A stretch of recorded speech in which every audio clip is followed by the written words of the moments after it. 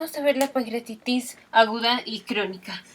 La pancreatitis aguda la podemos dividir en pancreatitis edematosa, hemorrágica, supurativa y necrotizante. Pero vamos a ver que son más como complicaciones de otro tipo de pancreatitis o así. Entonces una es complicación de la otra. Aquí estamos viendo pancreatitis aguda primero. La presentación clásica va a ser dolor abdominal con irradiación a la espalda, así súper severo después de tomar mucho alcohol o después de una comida muy grasosa por contracción de la vesícula, y entonces es una piedra de la vesícula que se queda atorada. Entonces las causas que siempre tenemos que estar pensando es en alcohol, primera causa, y luego piedras en la vesícula. Hay otras causas como medicamentos, puede ser astatipurina, sesmorcaptopurina, didanosina, estrógenos, bloqueadores del receptor de angiotensina, corticosteroides, valproato y así. También picadura de escorpión, trauma abdominal. Trauma abdominal es más común si el paciente, generalmente es un niño, que le ponen mal el cinturón del coche, se lo ponen en el abdomen en lugar de la pelvis. Si hay un accidente de coche, entonces el cinturón aplasta el abdomen y comprime al páncreas. Bueno, esta es la presentación clásica. El diagnóstico generalmente se hace con 2 de 3 de la presentación clásica, encontrar amilasa y lipasa elevadas, y la tomografía computarizada. Son 2 de estos 3, pero generalmente la tomografía computarizada no la hacemos de rutina, sino que la dejamos para pacientes con más de 48 horas y no han mejorado, o pacientes con complicaciones. Entonces nos vamos a quedar con pedir amilasa y lipasa cuando el paciente llega con la presentación clásica.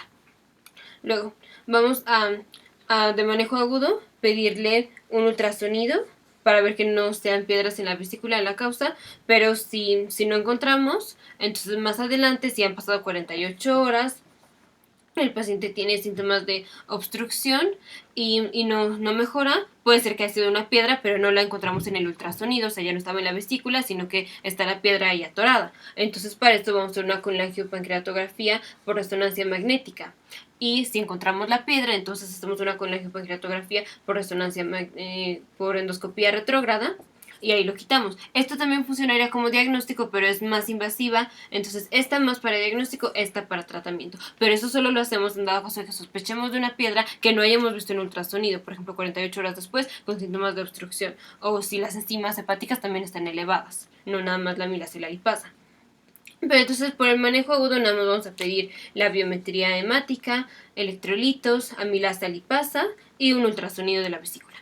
Y vamos a dar manejo agudo. El manejo agudo es nada por vía oral, ponemos una sonda nasogástrica, damos fluidos, siempre tenemos que abrir 2 líneas intravenosas, y el manejo de dolor, que generalmente es con morfina. El paciente puede tener, esta es la pancreatitis así normal edematosa, que es de la que siempre hablamos. Los criterios de severidad sería con hipotensión, hipocalcemia, hiperglucemia, hipoxia, leucocitosis, acidosis metabólica, hemoconcentración. La hemoconcentración es porque el paciente está perdiendo fluidos y entonces la sangre se concentra y el hematocrito sube. Ahora, si el paciente tiene una pancreatitis severa, así que en 72 horas no ha mejorado, o sea, a un paciente normal, ya cuando se le haya quitado el dolor y tenga hambre, se le quite la anorexia, le podemos dar de comer. Pero si este es un paciente que ya han pasado 72 horas y no ha comido, o sea, no se le quita ni el dolor o sigue sin ganas de comer, entonces hay que darle nutrición. Preferimos que sea enteral, si no, pues nutrición parenteral, pero no totalmente parenteral, porque con nutrición parenteral hay más riesgo de infecciones bacterianas y fúngicas, entonces preferimos que sea una nutrición enteral. Aquí generalmente puede ser por sonda nasogástrica o por una sonda en el yeyuno. Los fluidos que generalmente se dan al inicio son de 250 a 500 mililitros por hora, lo que se da al inicio. Entonces, esto es lo primero de una pancreatitis severa. Ahora, de una pancreatitis severa necrotizante, entonces estamos hablando de la pancreatitis necrotizante y es complicación de la pancreatitis edematosa que se convirtió en una pancreatitis severa. Entonces es encontrar tejido necrosado. Y para esto vamos a pedir una tomografía y en la tomografía encontramos tejido necrótico. Si encontramos más del 30% de tejido necrótico, damos antibióticos. Y generalmente imipenem, meropenem, y hacemos una biopsia del páncreas, y si en la biopsia hay tejido infectado, entonces hacemos debridación. Pero la debridación generalmente nos esperamos 4 semanas para que esté bien delimitado el tejido necrótico. Entonces las indicaciones de antibióticos van a ser una pancreatitis necrotizante con tejido infectado o pancreatitis severa con tejido necrotizante infectado. Una pancreatitis con colangitis, que generalmente daremos un carbapenémico y cefuroxima, o que el paciente tenga un absceso pancreático. El absceso pancreático se presenta generalmente con sepsis, ciertamente con los leucocitos elevados, generalmente 10 días después de la presentación inicial, y se hace drenaje subcutáneo, y si no, sería drenaje a cielo abierto. Ahora, pacientes con pancreatitis necrotizante, en donde haya necrosis de los vasos, puede producir la pancreatitis hemorrágica, o pueden hacer la pancreatitis hemorrágica, por ejemplo, en la pancreatitis por trauma. Entonces ahí desde el principio le pegan al abdomen, al páncreas, y hace pancreatitis hemorrágica. Entonces el paciente, en lugar de tener un hematocrito elevado, va a tener un hematocrito bajo. Y con esto vamos a tener signos de Curling y de Gray-Turner. Gray-Turner es coloración azul morada en los flancos, y Curling es en coloración azul periumbilical. Ahora, los criterios de severidad. La severidad para la pancreatitis necrotizante se ve más con la tomografía, y los criterios de operabilidad son los criterios de Ranson, que para otras cosas lo utilizamos. Para una pancreatitis hemorrágica se utilizan como criterios de severidad, y son los criterios aquí que se incluyen como en pancreatitis severa, que se dividen en los criterios de admisión y los criterios a 48 horas después. En la admisión tenemos la edad del paciente, que sea mayor a 55, tenemos la glucosa, que sea mayor de 180 miligramos por decilitro, una AST, aspartato aminotransferasa, más de 250, lactato deshidrogenasa más de 350, o leucocitos más de 16.000 por milímetro cúbico. Y en los criterios de Ranson 48 horas después está primero la acidosis metabólica. Si hay acidosis metabólica, vamos a tomar el déficit de base, que va a ser generalmente arriba de 4, eso ya sería severo. Vamos a tomar el nitrógeno ureico. El nitrógeno ureico, si está arriba de 5 miligramos por decilitro de lo que estaba al momento de admisión, es un grado de severidad. Con la acidosis metabólica podemos checar pH y bicarbonato. Vamos a ver la secuestración de fluidos. Si se está secuestrando más de 6 litros, también sería un dato de severidad. Y aquí en la pancreatitis hemorrágica, si el hematocrito va cayendo más de 10%. Entonces, si cae más de 10%, es un dato de severidad. Ok. Esta fue la pancreatitis hemorrágica, y hay que estarla monitorizando diario con tomografía computarizada para ver si desarrolla el absceso. Otra complicación es siempre donde haya inflamación visceral puede haber trombosis. Trombosis aquí sería de la vena esplénica, y vamos a encontrar varices gástricas, pero no esofágicas. Y por último, de complicación así medio aguda, sería un pseudoquiste. El pseudoquiste es un pseudoquiste porque el quiste generalmente está tamizado de células epiteliales. Aquí está tamizado de células de epitelio granular rodeado de fibrosis. Entonces, es pseudoquiste. Los pseudoquistes se desarrollan de 2 a 6 semanas post presentación de pancreatitis aguda generalmente. Si son menos de 6 centímetros de grandes y se presentan antes de las 6 semanas, generalmente se resuelven en espontáneo y son asintomáticos, entonces no hay que drenarlos. Y tienen muy poco riesgo de sangrar, romperse o infectarse. Y los que son arriba de 6 centímetros o se presentan más de 6 semanas, después tienen riesgo de sangrar, infectarse o romperse. Entonces estos se drenan por endoscopía o quirúrgico. Quirúrgico sería hacer una una cistogastrostomía, una cistoduodenostomía o cistoyeyunostomía. Adicionalmente se van a drenar los que tengan formación de fístula o, o, o, o síntomas así muy severos de obstrucción, como saciedad.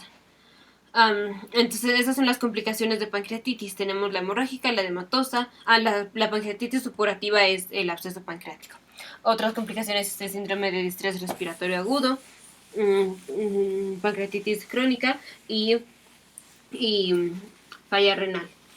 Lo que pasa en la pancreatitis aguda como en patofisiología es que se libera la tripsina. En la tripsina no se puede, o sea, se activa adentro del páncreas. Tripsinógeno pasa tripsina dentro del páncreas y entonces la tripsina activa al complemento, a la cascada de coagulación y a la kelicreína en la sangre. Y también se liberan al retroperitoneo y pueden ir también al alveolo y entonces de ahí hacen el síndrome de estrés respiratorio agudo.